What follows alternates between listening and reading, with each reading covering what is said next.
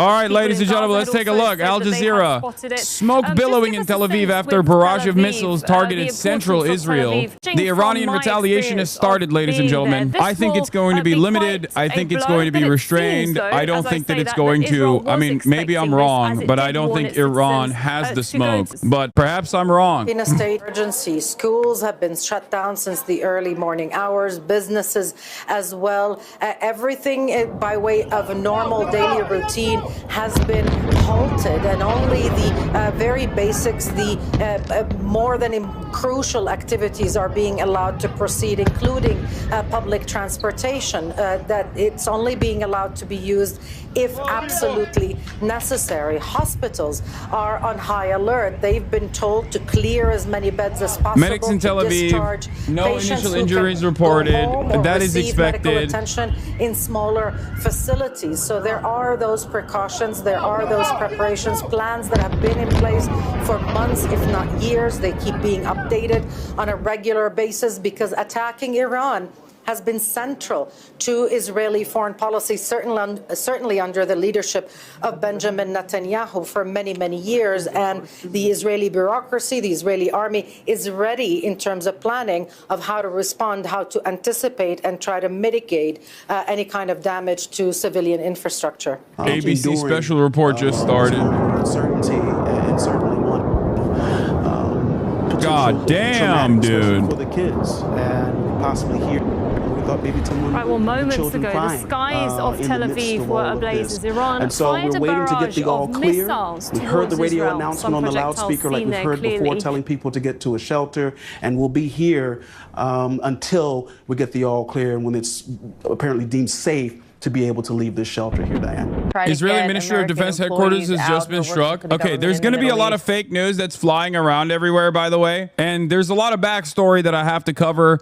But obviously, the breaking story is happening at this very moment. Had to get into it immediately. But yes, moments ago, Iranian missiles were launched towards Israel. And from what I understand, multiple missiles have not been successfully intercepted. Remember, this is a multi-billion-dollar operation. You got Tamir interceptors that are for the smaller munitions, and you have the Arrow systems in Israel as well. But then on top of that, you have anti-defense missile systems to protect Israel and Jordan, and you have the entirety of the American Central Command working actively in real time to stop all of these missiles from touching a hair on the head of anyone in Israel. And even then, in spite of all of that, Iranian missiles have been able to penetrate into Tel Aviv, as you have seen before, and they're still doing it. I mean, you can see it.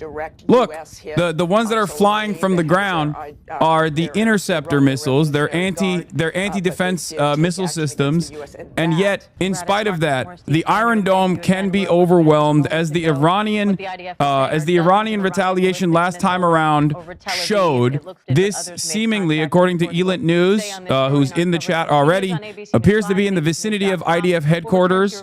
We don't have enough information coming yet. Obviously, Israel also has deep censorship laws. I mean, even though they got hella smartphones out there, and there's like literally Israeli chatters in here who can just like confirm or deny what's going on. But I think last time when this happened, the Israeli military immediately applied censorship and tried to stop the information from coming out, like confirming strike targets and whatnot.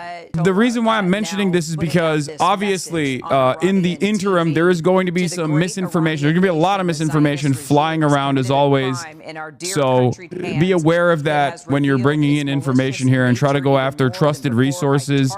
I suspect that Iran is not done yet. This barrage is just simply the first salvo. There will be more that comes in terms of self-preservation, self-defense, and ensuring that they do not get completely eviscerated. I suspect that the Iranian government's calculation here is going to be part restrained, so not so aggressive that they actively try to take out like heads of state or anything like that, just like Israel itself demonstrates some of that restraint in comparison to how belligerent they are when they don't actually go after, heads of state and stuff like that. But they assassinated a big chunk of the military command. They assassinated some top military officials, some nuclear scientists in residential areas. I don't know the exact number of casualties in Iran due to the Israeli strikes, but there was a relatively sophisticated infiltration campaign that Mossad had conducted, as far as I understand.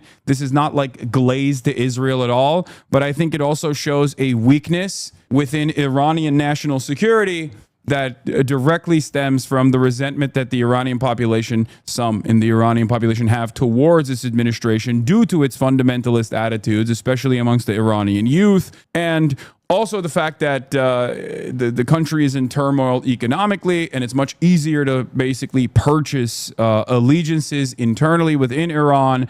The fact that Mossad was able to create a drone shop inside of Tehran, from what I understand, and then utilize those drones immediately to take out anti-air defense systems that Iran has, and then go after the missile salvo, goes beyond the notion of Israel gets to do whatever it wants and can use overwhelming force because they're backed by the most powerful country on the planet.